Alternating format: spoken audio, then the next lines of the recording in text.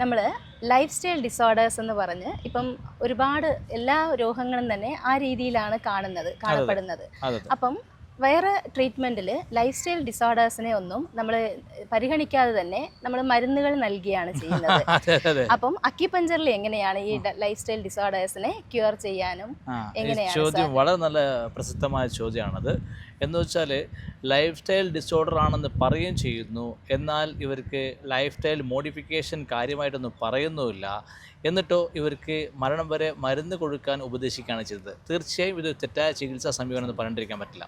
നമ്മളെ ചികിത്സയിൽ ഓരോ മനുഷ്യനും വിശക്കുമ്പോൾ ആഹാരം കഴിക്കണം, ദാഹമുള്ളപ്പോൾ വെള്ളം കുടിക്കണം, ക്ഷീണം ഉണ്ടാകുന്ന സമയത്ത് വിശ്രമിക്കണം, രാത്രി നേരത്തെ ഉറങ്ങണം. ഇതാണ് ഏറ്റവും പ്രധാനപ്പെട്ട ലൈഫ് സ്റ്റൈൽ ഡിസോർഡറായിട്ട് ഈ കാലഘട്ടത്തിലുള്ളത്. കാരണം നമുക്കറിയാം, ഇന്നെല്ലാവരും വെറുതെ അങ്ങനെ ഭക്ഷണം കഴിച്ച് പോവുകയാണ് ചെയ്യുന്നത്, അല്ലെങ്കിൽ സമയാസമയം ഭക്ഷണം കഴിച്ച് പോവുകയാണ് ചെയ്തത്. ഇതല്ല വേണ്ടത്.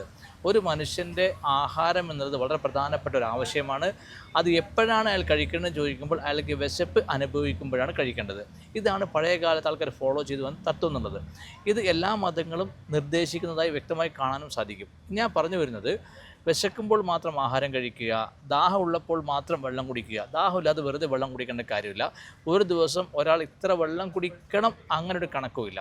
അപ്പോൾ ഇതിനെയൊക്കെ ക്രമീകരിച്ചുകൊണ്ട് രാത്രി ആഹാരം കഴിവിൻ്റെ പരമാവധി സന്ധ്യയ്ക്ക് മുമ്പ് കഴിച്ചുകൊണ്ട്, അല്ലെങ്കിൽ വല്ലാതെ നേരം വൈകാതെ കഴിച്ചുകൊണ്ട് രാത്രി നേരത്തെ കിടന്നുറങ്ങുകയും, എന്തെങ്കിലും ജോലിഭാരം ഉണ്ടാക്കുന്ന ക്ഷീണങ്ങളോ മറ്റ് പ്രയാസങ്ങളോ ഉണ്ടാകുമ്പോൾ നിർബന്ധമായി വിശ്രമിക്കുകയും ചെയ്യുക. ഇങ്ങനെ ഒരു ചിട്ടയാണ് ഏറ്റവും പ്രധാനപ്പെട്ട കാര്യം. ഈ ചിട്ട ഒരാൾ പാലിക്കുമ്പോൾ അയാൾക്ക് രോഗങ്ങൾ ഉണ്ടാകുന്നില്ല. ഈ ചിട്ട തെറ്റുമ്പോഴാണ് ജീവിതശൈലി രോഗം എന്ന് പറയുന്ന രോഗങ്ങളൊക്കെ ഉണ്ടാകുന്നത്.